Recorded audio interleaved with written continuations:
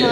มาแนะนำตัวให้รู้จักสักนิดหนึ่งนะครับวันนี้นะคะท่านผู้แต่บริ ถ้ามี การ ชั่วโมงสอนไม่ว่างก็ เลิศชัยสายทองคำนะคะก็ได้พาแซคที่บ้านหลวงแร่นะคะมาเยี่ยมชมนะคะ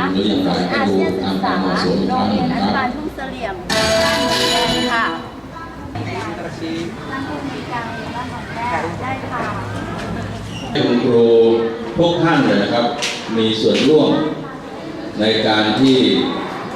พัฒนาศูนย์แต่เราจะมีคุณครูที่เป็นผู้รับผิดชอบหลักนะครับมีอยู่3 ท่าน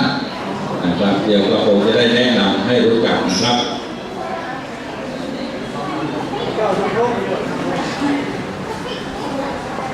ตอนนี้งบประมาณของเราถ้าเพียงพอเราจะทำปรับปรุงห้องนี้นะครับเป็นศูนย์อาเซียนต้นแบบทั้งหมดเลยติดแอร์เรียบร้อยแต่อยู่ไกลนะครับอยู่ทางด้านนอกเชิญเลยครับคณะครูจากบ้านบางแร่ชุมชนคลองยางนะครับถ้าเก้าอี้ไม่พอเดี๋ยว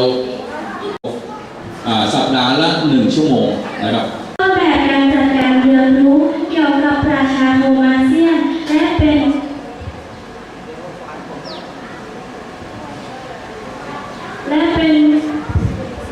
ศูนย์อาเซียนศึกษาของสำนักงานเขตพื้นที่การศึกษาประถมศึกษาสุโขทัยเขต 2 ค่ะ Ladies and gentlemen, on behalf of ASEAN Studies Center and Urban Student School, it is a pleasure to have this opportunity to welcome the teachers from Chumchon Ban Khong Yao and Ban Wang Re School. It's Kotai Primary Education Area Office too.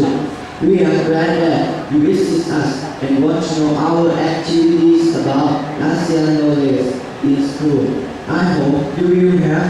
a good time with us today. This ASEAN Study Center develops and promotes the ASEAN to serve as a model for other schools to apply on their schools.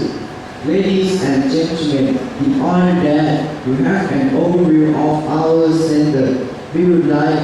to let you see the ASEAN ratio. Before our guide shows you now our center, please do not hesitate to ask our guide by any question you may have during your walk. Again,